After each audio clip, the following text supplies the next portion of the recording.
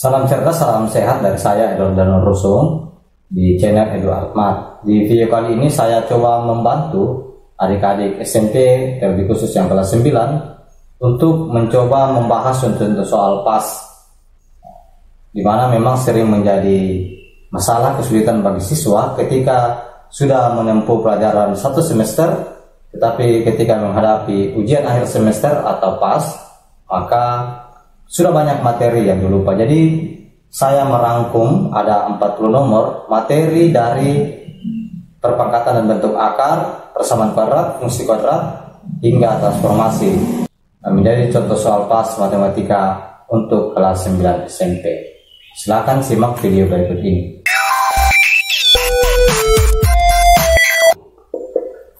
Selesaikan dalam kurung dulu.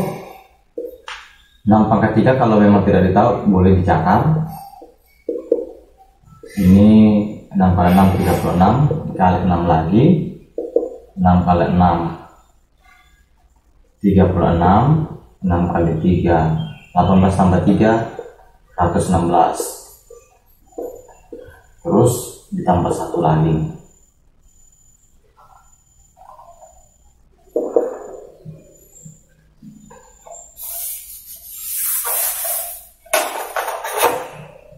Berarti 100 kurang 216 minus 116 tambah 1 minus 115. Berarti jawabannya. Jadi yang masalah ini yang menjadi penyebutnya. Ini selesaikan. Ini semua dalam kurung kena pangkat semua. 2 pangkat 3 8, M pangkat 2 di pangkat 3 lagi, pangkatnya dikali menjadi M pangkat 6. Cara cepat ya, namanya pilihan ganda, kita kerja cepat. Hanya habis, terus M nya 8 kurang 6, pangkat 8 kurang pangkat 6, ini pangkat 2, N pangkat 7, di bawah tidak ada temannya, tidak ada N juga, perbedaan, jadi ini selesai. Berarti jawabannya D. Perhatikan ini pangkat 0, ini selesai karena setiap bilangan yang di pangkat 0 hasilnya 1. Terus tinggal yang bentuk yang pertama, 11 pangkat 18 kurang minus 5. Ini seharusnya ditambah, tapi karena ini negatif berarti kurang saja. 18 kurang 5 itu 13, yang di bawah tetap. Karena dibagi pangkatnya dikurangkan, 11 pangkat 1. Jawabannya berarti C. Nah, yang keempat, permintaan soalnya itu ini mau disederhanakan tanpa ada pangkat negatif lagi. Nah, ini kelihatannya sulit, tapi ternyata ini sangat mudah. Yang pertama, ini pangkat 0, pembilangnya pangkat 0, ini selesai, berarti sisa 1. Sisa 1. Terus ini pangkat negatif, oke, saya tulis dulu, tidak apa-apa.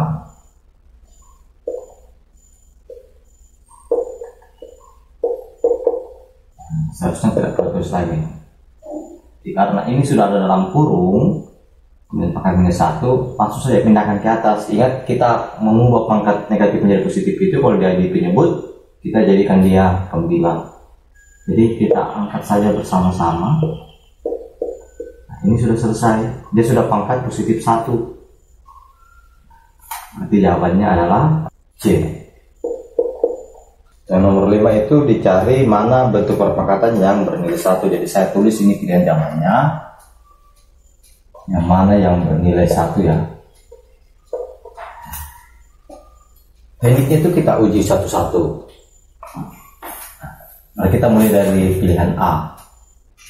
Pilihan A, X pangkat 5 per X pangkat 5. Nah, ini selesai ya. Ini 1. Pangkat minus 1 atau pangkat berapapun ini tetap 1. Berarti bentuk yang bernilai 1 ini adalah bagian A. Kalau kita mau uji yang lain, ini tentu saja bukan. Ini jadinya X. Ini X pangkat 01, 1 per X. Jadi jawabannya adalah A. Yang nomor 6, 3 pangkat 3/4 ini akan berubah dalam bentuk akar.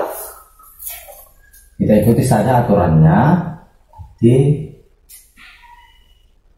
Tulis tanda akarnya 3 bilangan pokok. Nah, ini yang pangkat dari pangkat pecahan ini masuk di dalam. Terus 4 penyebutnya pangkat, itu adalah tanda akarnya. Sederhanakan, jadi akar pangkat 4 dari 3 pangkat 3 27. Begitu jawabannya adalah D. Yang ketujuh, akar pangkat 5 dari 25 ini akan berubah dalam bentuk perpangkatannya. Jadi kita ikuti aturannya. Bisa selesaikan dulu yang dalam tanda akar. 25 saya rubah dulu jadi 5 pangkat 2 supaya jadi sederhana. Terus 5 pangkat 2 nya ini jadi 9, terus tanda akar menjadi penyebut. Jawabannya adalah B. Nomor 8, kita akan selesaikannya. Tanyakan hasilnya dari bentuk ini. 64 pangkat 0, 1. 64 pangkat. Nah, ini pangkat dipangkatkan lagi, maka pangkatnya dikalikan. Kalau dikalikan berarti ini sederhana, maka jadi sisa pangkat 1/2. Ingat, pangkat pecahan ini dibawa ke dalam bentuk akarnya. Ya, 1 sudah selesai, tetap 1 ya. Jadi 64 pangkat 1/2 itu adalah akar kuadrat dari 64 sama dengan 8. Jawabannya adalah D. Nomor 9, 3 akar 90 ini akan disederhanakan. 3 saya pisahkan. Ini sangat mudah. Kita pilih 9 kali 10. 3 kali akar 9 kali akar 10. 3 akar 9 3. 3 kali 3 9. Jawabannya adalah C. Nomor 10, operasi bentuk akar ini kita akan selesaikan. Ini 6 akar 2 tambah akar 2. Sini koefisiennya 1 tapi tidak tertulis. Berarti ini jadi 7 akar 2 tambah. Nah, akar 18 ini kita perhatikan dulu apakah dia bisa dibuat jadi sejenis. Dibuat jadi sejenis dengan akar 2 ya.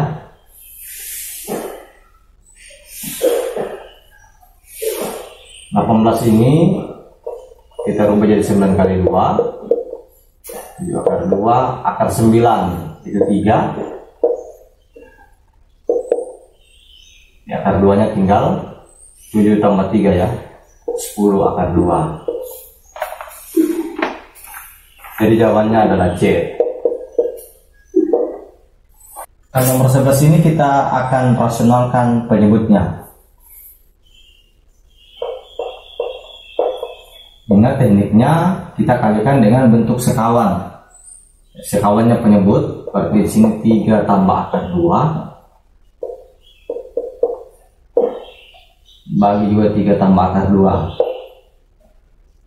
Oke, yang di atas jangan buru-buru kalikan, masukkan saja. Terus yang di penyebut kita kalikan ujung dengan ujung ya, karena bentuk sekawan. 3 kali 3 jadi 9, minus akar 2 kali positif akar 2 minus 2 jadinya.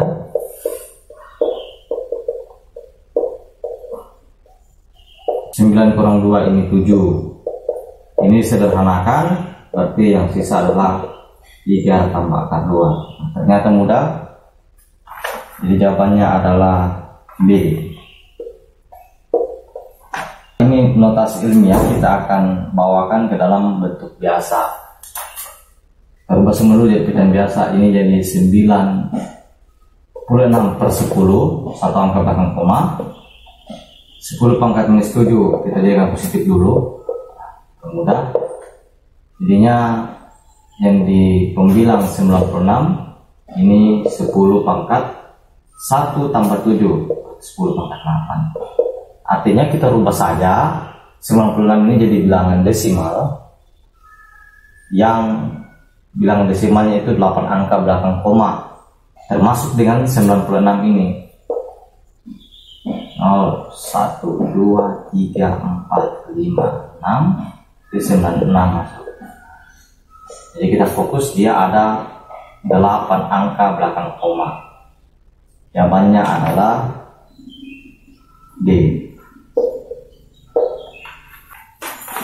Untuk nomor 13 sekarang dibalik, ada sebuah bilangan yang akan dibawa dalam bentuk notasi ilmiah. Mana bilangan berarti? Jadi bilangan berartinya ini adalah 708. Tulis 708 kali ada 6 nol ya, berarti ini 10 pangkat 6. Terus 708 bilangan baku atau bentuk baku itu, notasi ilmiah itu mensyaratkan hanya satu angka di depan koma, atau bilangannya ini harus antara 1 sampai 10. Jadi kalau 708 dirubah jadi 7,08, dia harus dikali 100, 2 angka belakang koma. Arti 7,08. Ini 10 pangkat 2, ini 10 pangkat 6. Jadinya 10 pangkat 8. Berarti jawabannya adalah B. Nah, nomor 14 ini kita akan menentukan nilai-nilai koefisien dari 5x kuadrat kurang 8 sama dengan 0. Kita cukup mencari nilai A, nilai B, dan nilai C. A adalah koefisien x kuadrat, berarti 5. B adalah koefisien x. Nah, di sini tidak ada terlihat, berarti dia 0. C adalah konstanta, negatif 8. Berarti jawabannya adalah bagian C. Nomor 15 ini ditanyakan bentuk faktor dari persamaan ini. Kita cari faktor dari min 14 ya. Berarti ini yang bisa menjadi 5 adalah positif 7 dan negatif 2. Berarti X kurang 2 kali X tambah 7. Nah, inilah bentuk faktornya. Jadi jawabannya adalah D. Nomor 16 kita akan cari akar-akar dari persamaan ini. Nah, saya mau gunakan metode pemfaktoran saya. Dari dua bilangan yang kalau dikalikan hasilnya minus 8, kemudian kalau ditambahkan hasilnya positif 2.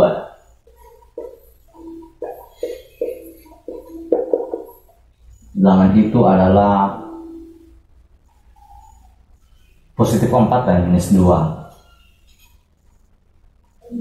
Minus 2, positif 4. Ya. Minus 2 tambah 4, positif 2, minus 2 kali 4, minus 8. Kalau begitu, X kurang 2 ini sama dengan 0, ataukah X tambah 4 yang sama dengan 0. Jadi X sama dengan positif 2. Jadi inilah akar-akarnya, 2 dan minus 4. Jadi jawabannya adalah D. Nah, nomor 17 ini kita akan tentukan akar-akar persamaan kuadratnya. Kita bisa gunakan metode pemfaktoran, itu akan lebih cepat. Tapi kalau mau lebih meyakinkan, kita gunakan rumus ABC. Itu bisa menyelesaikan semua persamaan kuadrat. Nah, kita gunakan rumus ABC.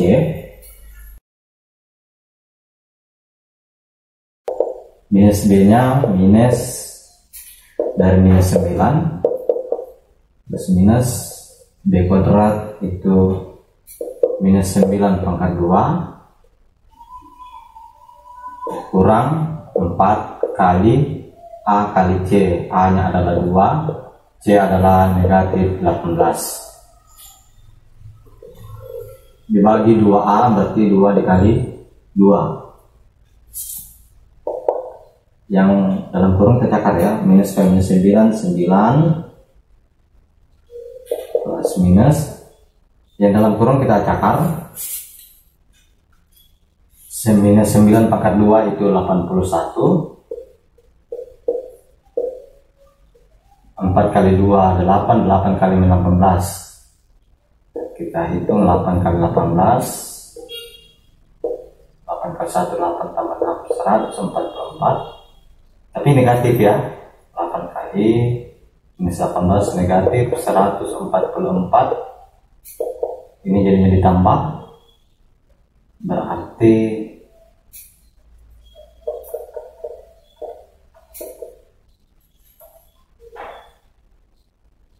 (225).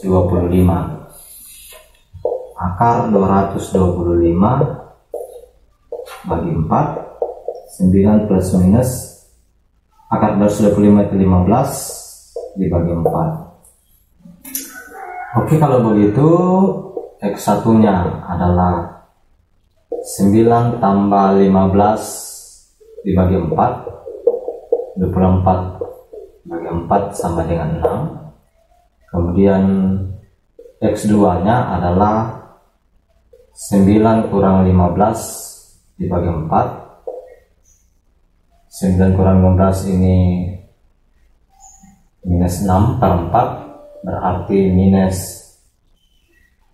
3 per 2. Nah, berarti akar-akarnya adalah minus 3 per 2 dan 6. Berarti jawabannya adalah A. Untuk nomor 18 kita akan cari persamaan kuadrat yang memiliki akar-akar 4 dan negatif 5. Penyelesaiannya kita bisa kalikan model pemfaktoran dibalik, bisa juga kita gunakan rumus persamaan kuadrat baru. Rumusnya x kuadrat kurang x1 tambah x2 x ditambah dengan x1 kali x2. Jadi x1 dan x2 nya adalah akar-akarnya.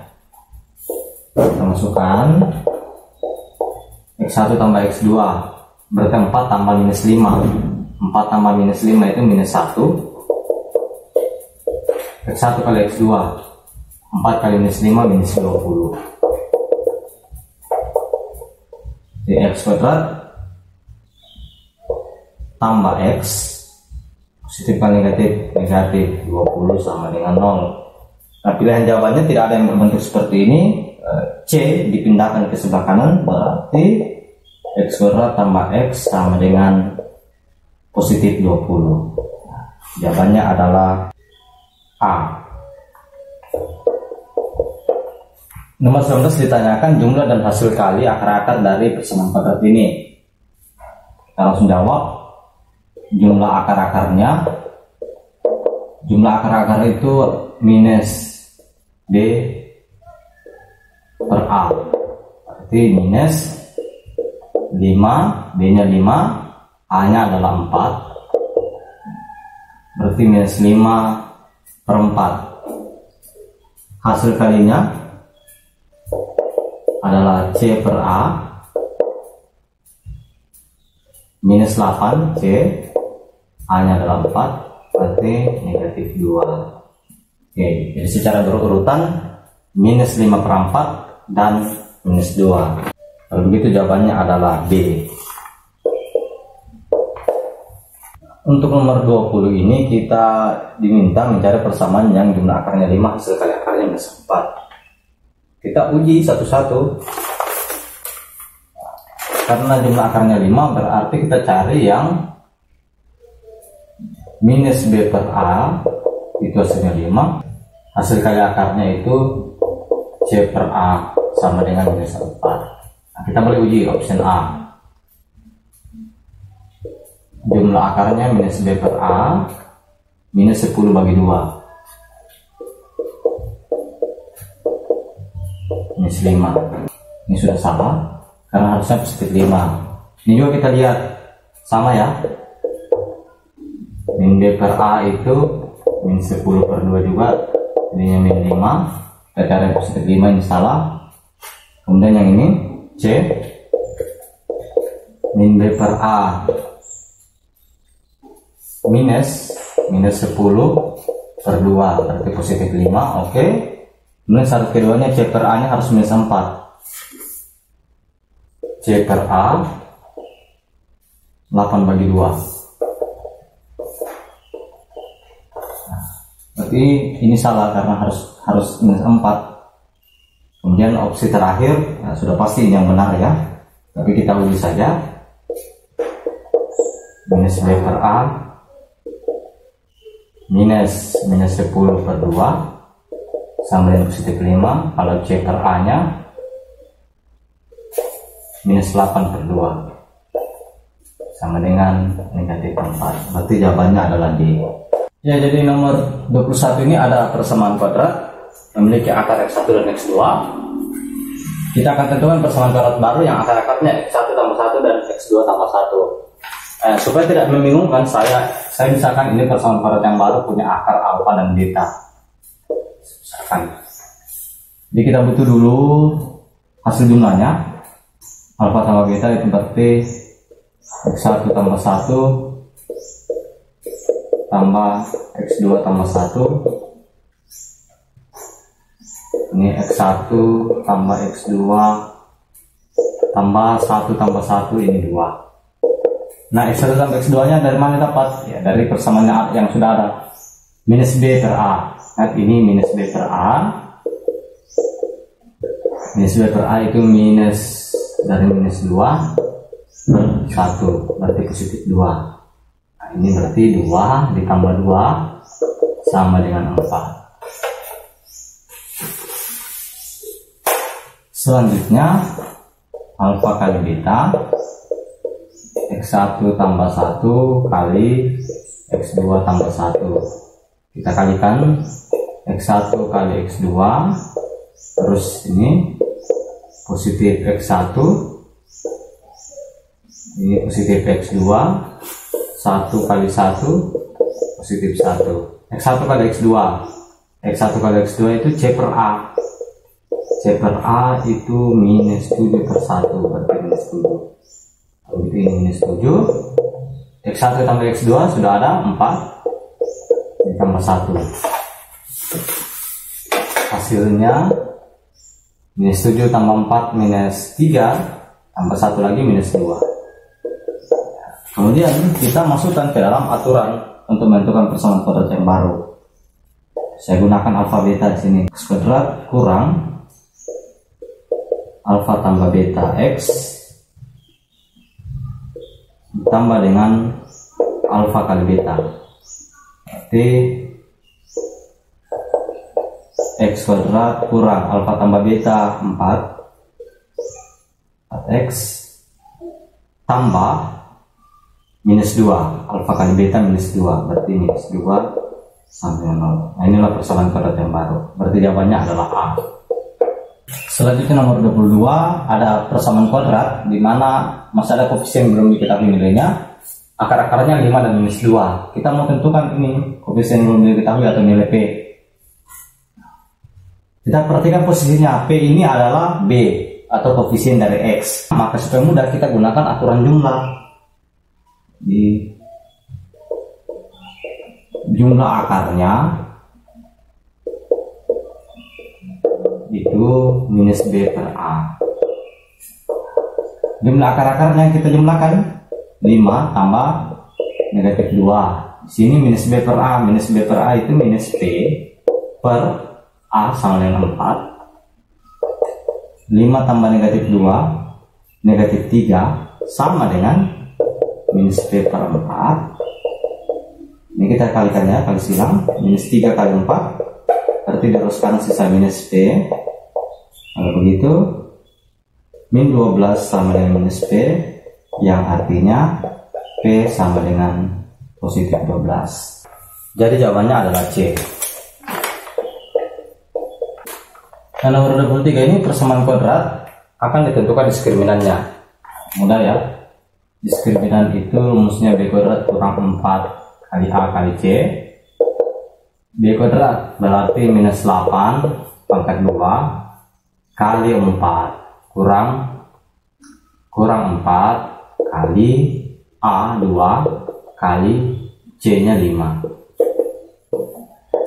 Minus 8 pangkat 2 Berarti 8 pangkat 2 64 ya, dia jadi positif.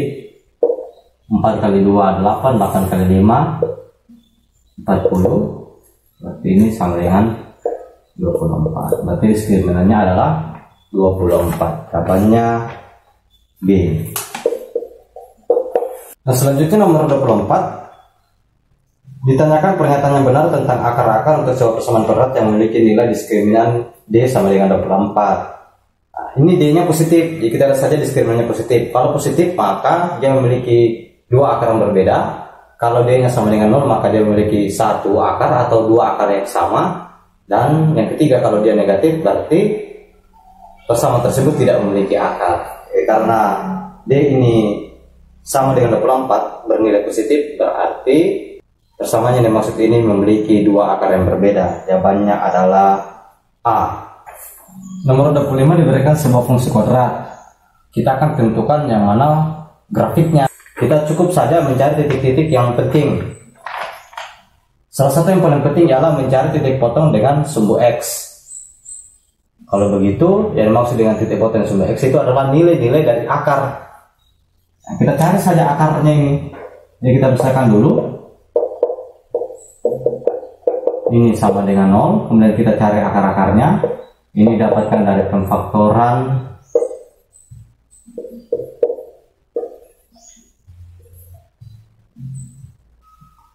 minus 2 dan minus 1 ya. Kalau minus 1 dan minus 2, nah, ini berarti X kurang 1 itu sama dengan 0, ataukah X kurang 2 yang sama dengan 0. X sama dengan positif 1 dan X sama dengan positif 2. Nah, cari saja di gambar yang mana titik perpotongannya itu, perpotongan di sumbu X itu tepat pada X sama dengan 1 dan X sama dengan 2. Nah, kita lihat gambarnya. Jadi yang berpotongan pada sumbu X di titik 1 dan 2, atau itu 1,0 dan 2,0 itu D. Jadi jawabannya adalah D. Nah, nomor 26 yang ditanyakan adalah nilai optimumnya. Diberikan sebuah fungsi, kita cari nilai optimum. Nilai optimum atau Y0 itu didapatkan dengan cara minus D per 4A. Masukkan minus D. Diskriminannya berarti B kuadrat kurang 4 kali A kali C per 4A. Negatif B kuadrat itu 3 ya. 3 kuadrat 4 kali AC. 4 kali A 1, C nya 8. Bagi dengan 4A. 4 kali 1. Negatif 9 kurang 4 kali 1. 4 kali 8 32 per 4. Negatif dari 9 kurang 32, negatif 23. Negatif dari negatif 23 per 4 sama dengan 23 per 4. Berarti jawabannya adalah A. Nah, untuk nomor 27 ini ada 4 fungsi yang diberikan. Kita mau cari yang mana sumbu simetrinya sama dengan minus 2. Ingat, sumbu simetri itu didapatkan dengan cara minus B per 2A. Kita uji satu-satu opsinya. Kalau yang ini minus B nya adalah 2 per 2 kali A adalah 1. Minus 2 per 2 sama dengan minus 1. Ini salah ya. Ini juga minus B per 2A. Minus dari minus 2 per 2 kali 1 berarti positif 2 per 2 sama dengan 1. Ini salah. Selanjutnya min B per 2A minus B nya adalah minus 4 per 2 kali A1, berarti ini positif 4 per 2 sama dengan 2. Nah, kalau gitu opsi yang keempat yang benar. Kita uji saja. Berarti minus dari 4 per 2 kali 1 sama dengan negatif 2. Jawabannya adalah D. Jadi nomor 28 diberikan sebuah gambar grafik fungsi, kita menentukan rumus fungsinya yang mana. Nah, untuk menjawab soal seperti ini di Belanda sangatlah mudah, dan saya menyarankan kita gunakan fakta akar-akarnya, yaitu perpotongan di sumbu X. Jadi kalau kita lihat perpotongannya di sumbu X, maka akar-akarnya itu adalah minus 3 dan minus 1. Tinggal dimasukkan ke dalam rumus fungsi yang baru. Jadi aturan menentukan fungsi yang baru itu X kuadrat kurang X1 tambah X2 X ditambah X1 kali X2 sama dengan 0. Jadi X kuadrat kurang X1 tambah X2 minus 3 tambah minus 1 itu minus 4. X1 kali X2 minus 3 kali minus 1 X kuadrat minus kali minus positif 4X. Inilah fungsinya. Jadi jawabannya adalah bagian C. Nah, nomor 29 ini sudah masuk pada materi transformasi, dimulai dengan materi refleksi. Nah, pernyataannya benar tentang benda yang mengalami refleksi. Bagian A, bayangan memiliki ukuran yang besar. Nah, ini bukan, pasti. B, bayangan memiliki ukuran lebih kecil, bukan. Ini dilatasi dua-duanya. Jarak bayangan ke sumbu cermin sama dengan jarak fondasinya ke sumbu cermin. Berarti jawabannya adalah C. Nah, nomor 30 ini soal tentang refleksi. L 5,7 direfleksikan terhadap garis Y sama dengan X. Nah, kalau direfleksikan terhadap garis Y sama dengan X berarti dibalik. L aksen adalah minus 7,5. Nah, selanjutnya nomor 31 diberikan fakta PQRS adalah persegi dengan koordinat-koordinat seperti ini. Nah, koordinat S sebelum diketahui diganti dengan M,N. Selanjutnya S ini nanti akan direfleksikan terhadap titik pangkal O 0,0. Nah, pertanyaannya S itu berapa? Itu dulu yang kita harus cari. Jadi kita tidak perlu langsung ke sumbu koordinat. Saya beri saja penjelasan seperti ini. Kalau dia adalah persegi, maka simulasinya seperti ini saja. Ini P, terus Q min 2,4, min 2,64, otomatis akan seperti ini ya, sama di bawah. Kemudian R-nya itu min 2,1. Nah, supaya dia jadi persegi, otomatis di sini S. Jadi S itu berapa? S itu harus sama dengan P untuk X-nya minus 5, dan untuk Y-nya dia harus sama dengan R, yaitu minus 1. Berarti koordinat S itu minus 5, minus 1. Nah, selanjutnya setelah dapat nilai koordinat S, kita refleksikan terhadap titik pangkal O 0,0.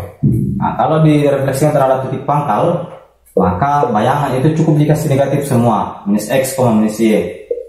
Ini dikasih negatif, minus 5 kali minus 1, 5, minus 1 dikali lagi minus, positif 1. Berarti S aksen adalah 5,1. Jawabannya adalah A. Nomor 32 diberikan titik M minus 9,2 akan ditranslasi oleh 2 minus 3. Translasi ini kita cukup tambahkan saja. M aksen sama dengan minus 9 tambah 2. Untuk Y nya minus 2 tambah minus 3. Tambah minus 3 berarti kurang 3. Begitu M aksen adalah minus 9 tambah 2 minus 7. Minus 2 minus 3 lagi berarti minus 5. Jawabannya adalah B. Nah, nomor 33 diberikan N aksen, bayangan LLN adalah 4,9. Ini akibat dari translasi min 1, 4. Bertanyakan N, berapa koordinat awalnya? Saya misalkan saja N ini A, B. Ditranslasi min 1, 4. Dia menghasilkan N aksen 4,9. Begitu. Untuk A A ditambah min 1 berarti A kurang 1, ini hasilnya 4. Demikian A sama dengan 4, ini 1 pindah jadi positif 1 sama dengan 5. Kemudian untuk B ditambah 4 sama dengan 9, berarti B sama dengan 9 kurang 4 sama dengan 5. Kalau begitu N adalah A, B 5,5. Berarti jawabannya A. Selanjutnya nomor 34, ada titik K 1,4 ditranslasi sehingga menjadi K aksen min 8,2. Nah, pertanyaannya translasinya apa? Kita bisa kan translasinya A dan B. Berarti untuk X 1 tambah A sama dengan minus 8. Dan demikian A sama dengan minus 8, 1 pindah jadi negatif 1 sama dengan negatif 9. Nah, kemudian untuk Y awalnya minus 4 translasi B berarti ditambah B sama dengan negatif 2. Dengan demikian B sama dengan negatif 2, minus 4 pindah jadi tambah 4 sama dengan positif 2. Kalau begitu translasinya adalah minus 9 dan 2. Berarti jawabannya adalah C. Nah, nomor 35, ada titik D 8,3 akan dirotasi terhadap titik pusat O sejauh 90 derajat searah dengan jarum jam. Ingat ya, aturannya ini menjadi Y, min X. Kalau begitu D berarti Y nya adalah minus 3, X nya 8 tapi dikasih tanda negatif. Inilah di aksen. Jawabannya adalah bagian D. Nah, nomor 36, ada titik P min 5,4 akan dirotasi. Jadi yang pertama rotasinya itu 90 derajat searah jarum jam, lalu 180 derajat berlawanan jarum jam. Jadi jangan buru-buru mengerjakan 2 kali. Kita simulasikan seperti ini. Misalkan di sini ya. Pertama 90 derajat searah jarum jam. Berarti sampai di sini. Terus 180 derajat berlawanan dengan jarum jam. Jadi sampai sini. Nah, kalau begitu berarti dari titik awal tadi dia sebenarnya hanyalah rotasi terhadap sudut 90 derajat yang berlawanan arah jarum jam. Jadi kita gunakan saja ini rotasinya terhadap titik 0. Kemudian sudutnya 90 derajat yang berlawanan arah jarum jam. Nah, bayangannya bagaimana kalau seperti itu? Aksen itu menjadi minus Y, X. Aksennya minus Y. Jadi dibalik ini minus 4, minus dari minus 4, X nya minus 5, atau P aksen positif 4, minus 5. Jadi jawabannya adalah A. Nah, nomor 37 ini masalah konsep tentang dilatasi. Segitiga BC didilatasi terhadap titik O, faktor skalanya lebih dari 0 kurang dari 1, berarti pecahannya.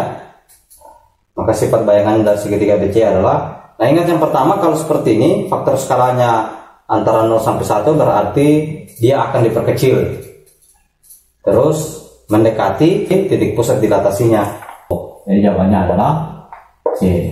Untuk nomor 38 ada titik W 6,10 akan didilatasi terhadap titik pusat 0,0, kemudian faktor skalanya 1/2. Kalau terhadap titik pusat O maka langsung dikalikan saja. Q aksen adalah 1/2 kali 6, 1/2 kali min 10. Dengan demikian Q aksen 1/2 kali 6 itu 3, 1/2 kali min 10 itu minus 5. Jadi jawabannya adalah D. Nah, untuk menjawab nomor 39, perhatikan gambarnya baik-baik. Nah, ukuran gambarnya ABC dan A aksen, B aksen, C aksen itu tidak ada perbedaan. Berarti dia sudah pasti bukan dilatasi. A sudah tidak mungkin. Kita mengecek bagian B, translasi. Oke, untuk mengecek ini kita tinjau satu-satu titiknya ya. Kita cukup ambil 2 titik. Misalkan A ini A2,1, setelah ditransformasi dia menjadi A aksen min 2,1. Kalau titik B awalnya dia 5,1, setelah ditransformasi dia menjadi 1,1. Nah, kita coba bagi opsi B ini, pergeseran 4 ke kiri 2 ke bawah. Berarti 4 ke kiri 2 ke bawah, minus 4 dan 2. Coba lihat, 2 kurang 4 minus 2, oke. 1 kurang 2 minus 1. Ya, ini yang benar ya. Kita uji lagi satu titik. 5 kurang 4 1, 1 kurang 2 minus 1. Oke, jadi jawabannya adalah B. F2,5 ini mengalami 2 kali transformasi. Yang pertama translasi oleh 4,1. Kita cari dulu F aksen atau bayangan yang pertama. 2 tambah 4, translasi ya, jadi tambah 6. 5 tambah 1, jadinya 5 kurang 1, 4. Berarti F aksennya 6,4. Setelah itu didilatasi terhadap titik pusat O dengan faktor skala 5. Maka sama dengan 5. Dengan demikian F aksen itu 5 kali 6, 5 kali 4. Berarti F double aksen 30,20. Jawabannya adalah C.